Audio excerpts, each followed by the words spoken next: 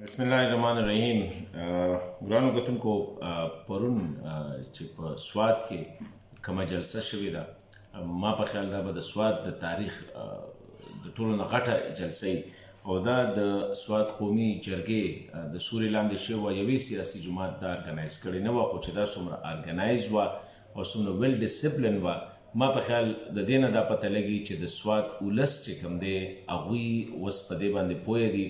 چې دا خلک چې کوم دی د عسکریت پسند که دهشتګرد دي، دا موږ په یو صورت کې هم نه منو او دا د ریاست لپاره هم چې کوم دی یو ډېر لوی پیغام دی د هغه خلکو دپاره چې څوک اوس هم دا خبرې کوي چې یاره د ټي ټي پي سره یا د تحریک طالبان سره به په دې شرایطو باندې خبرې کوو چې دوی به واپس راځي، دوی به خپلو علاقو ته راځي، د دوی سره به ټوپک وي، د دوی سره به توره وي، د دوی سره به چاړه وي او د دوی سره به اختیار وي. دا ډېر لوی پیغام پرون د سوات خلکو ورکم. پرون د سوات خلکو دا وښودله چې مخکې به دې خلکو هغه خلک پې یره و، دهشت پیلوه، یو کس پې مړ بل کس پې مړ، اوس دا ټول نه ووتله او همدغه وجه وه چې بیا به چا مشري نه کوله. اوس د سوات خلک بالکل په یو اواز راووته په زرګونو په تعداد کې پرونه او دا پیغام یې ورکړ چې څومره خلک به تاسو وجنې هغه همره به نور دلته کې راوځي تاسو له. نو ما په خیال دا یو بل ډېر غټ چې د 2008 کې که د سوات خلک په دې دوکه شوي وو چې یاره د اسلام په نوم باندې یا د شریعت په نوم باندې، نو اوس هغوی دا ویلي دي چې نور دا مونږ نشو برداشت کولی. بله خبره دا د ریاست چې کله د تحریک طالبان پاکستان سره خبرې اترې شروع کړي دي،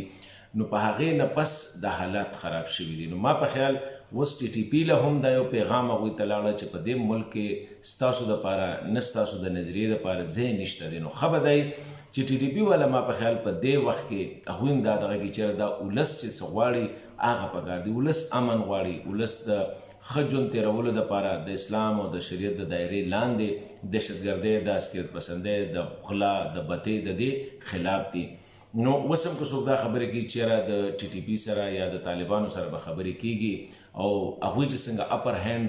نو هغه لاندې به خبرې کېږي، یا تېره ورځ چې بیرسټر صاحب کومه خبره کوله چې یاره دا کومې روانې کېږي، ضروري نه چې دا د طالبان کې، که طالبان یې کېږي نو ضروري نه دا د ټي ټي پي کې. نو زه د نن نه دا وایم چې یاره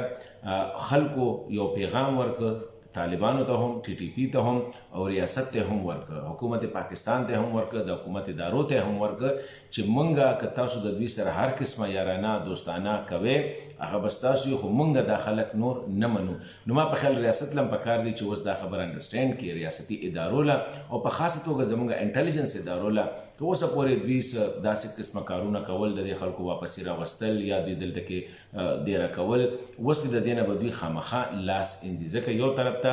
که دا کم پاسونه شو، دا کم خلک چې راغی، که دا د ریاست خلاف راووته، نو دغه د یو څو کسانو دپاره چې کوم دی، د یو څو کسانو دپاره د زرګونو د لکونو دغه چې کوم د ډسپلول ما په خیال دا ریاست نشي برداشت کولی. بله خبره دا ده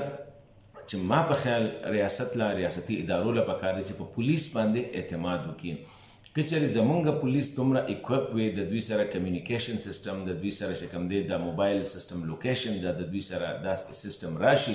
ځکه که پولیس دی، که فوجي دی، که جرنلست دی، که جج دی، هر څوک ته د ملک دپاره کار کوي. نو ما په خیال که څوک دا عدم اعتماد په پولیس باندې کوي چې یاره دوی له مونږ چې کوم دی دا لوکیټرز نه ورکوو، دا به صرف زمونږ سره، نو دا یو غلطه خبره ده، ځکه دا ملک د ټولو دی. څنګه چې دې خلک راووته، که د سوات خلک پرون راوتې دي، نو دا صرف د سوات دپاره نه دی راوتې، دا د دې ټول ملک دپاره راوتې دي. هغوی غواړي چې د دې خلکو دپاره نن په دې ملک کې ځای نشته. دغه شان د باجوړ خلک راوتې وو، داسې د خیبر خلک راوتې وو، داسې د وزیرستان خلک راوتې وو. د دې مطلب دا دی چې که د چا اوس هم دا خیالي چېرې د پښتنه سیمه چې کومه ده په هغې کې د اسلام په نوم باندې یا د شریعت په نوم باندې به خلک راځي او هغوی به خلک دغه شانتې دوکه کوي، نو دا شی اوس د دې جلسې نه دا پته لګي چې اوس خلک دا نه مني. نو زه دا ګڼم چې خاصه توګه باندې د پاکستان انټلیجنس ادارې که د هغې داسې اسټس وي او هغه اسټس واپس راوستل غواړي، نو په ځای د دې چې په سوات کې، په ملکنډ کې یا په سابقه قبایلي علاقو کې، په نورو علاقو کې دې اډجسټ کړي،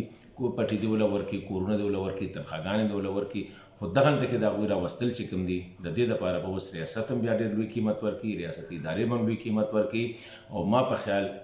ټول ملک به ډېر لوی قیمت ورکړي، ځکه چې خلکو دا فیصله کړې ده چې دا خلک مونږ نور نه منو.